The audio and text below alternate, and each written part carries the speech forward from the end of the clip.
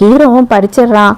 சரி சரி போனா போது, இன்னைக்கு ஒரு நாள் மட்டும் கடைசியா அவனை பார்த்துக்கோ, அவனை வர சொல்லு அப்படின்னு சொல்லி ஹீரோவே கூப்பிடுறான். வந்த உடனே என்னம்மா இப்படி பண்ணிட்ட, நீ தப்பு பண்ணிட்டேன்னு தான் நான் கோவப்பட்டு போனேன், ஆனா அதுக்குன்னு நான் திரும்பி வரவே மாட்டேன்னு நினைச்சிட்டியா, இல்ல உண்மையா என்ன உனக்கு பிடிக்காம போயிடுச்சா அப்படி இப்படின்னு ரொம்ப நல்லவன் மாதிரி சீனை போட்டுட்டு இருக்கான்.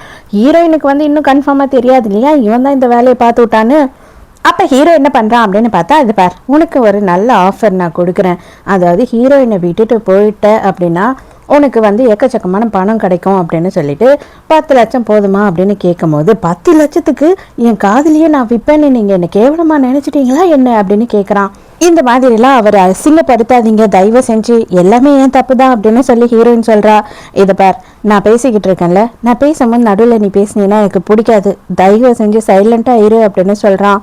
20 லட்சம் போதுமா அப்படின்னு கேட்கும் போது, என்னது 20 லட்சமா, ஏங்க என்னோட காதலுக்கு நீங்கள் விலை பேசிக்கிட்டு இருக்கீங்க, என்னோட காதல் விலை மதிப்பற்றது அப்படின்னு சொல்லி சீனை போடுறான். சரிடா ஃபைனலாக 50 லட்ச ரூபாய் கொடுக்குறேன், விட்டுட்டு போவியா மாட்டியா அப்படின்னு கேட்கும் போது, பரவாயில்ல இது வின் சுச்சுவேஷன் தான், ஏன்னா உங்களுக்கும் லாபம் எனக்கும் லாபம், உங்களுக்கும் அவள் கிடைக்கிறா எனக்கும் பணம் கிடைக்குது, அது மட்டும் இல்லாமல் இவளுக்கும் ஒரு நல்ல லைஃப் கிடைக்குது இல்லையா, அதனால இதை நான் ஏற்றுக்கிறேன் அப்படின்னு சொல்லி பணம்னு பணத்தை பார்த்துக்கிட்டு இருக்கேன். ஹீரோயினுக்கு அப்படியே ஆச்சரியமாயிடுது.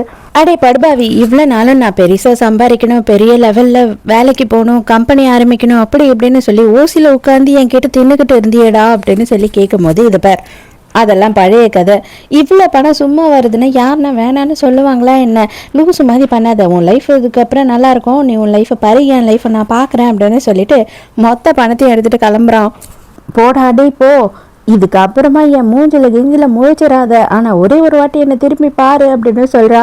அவனும் என்ன வேணும் அப்படின்னு திரும்பி பார்க்குறான், ஹீல்ஸை தூக்கி மூஞ்சிலேயே அடிக்கிறா. அவ்வளோதான், சாரோட மூஞ்சி முகரெல்லாம் பிச்சுக்கிட்டு மூக்கிலேருந்து ரத்தம் வருது. அவனை பற்றி புரிய வைக்கிறதுக்காக தான் நான் இதெல்லாம் பண்ணேன், தயவு செஞ்சு நீ டென்ஷன் ஆகாத, வயதில் இருக்க குழந்தைக்கு நல்லதில்லை அப்படின்னு சொல்லிட்டு அந்த செப்பலை எடுத்துகிட்டு ஹீரோவே போட்டு விடுறான். அதுக்கப்புறம் ஃபைனலாக ஹீரோக்கும் ஹீரோயினுக்கும் கல்யாணமே முடிஞ்சிடுது. அப்போ கிஸ் பண்ண சொல்கிறாங்களா, அங்கே இருக்க எல்லாரும் இவங்க குழந்தைக்காக தான் கல்யாணம் பண்ணிக்கிறாங்க, இவங்களுக்கு லவ்வெல்லாம் இல்லை அப்படின்னு பேசுகிறாங்க. மற்றவங்களுக்காகவாவது நம்ம இதெல்லாம் பண்ணி தான் ஆகணும் அப்படின்னு சொல்லிட்டு ஹீரோ ஹீரோயினை கிஸ் பண்ணுறான். ஆனால் என்ன பண்ணுறான் அப்படின்னு பார்த்தா ஃபிங்கரை நடுவில் வச்சு தான் கிஸ் பண்ணுறான். ஹீரோயின் அப்படியே அதிர்ச்சியாக பார்த்துக்கிட்டு இருக்காளா. உடனே ஹீரோ, என்ன நான் உண்மையாகவே கிஸ் பண்ணணும்னு சொல்லிட்டு ஆசைப்பட்டுட்டு இருந்தியா அப்படின்னு கலாய்க்கிறான்.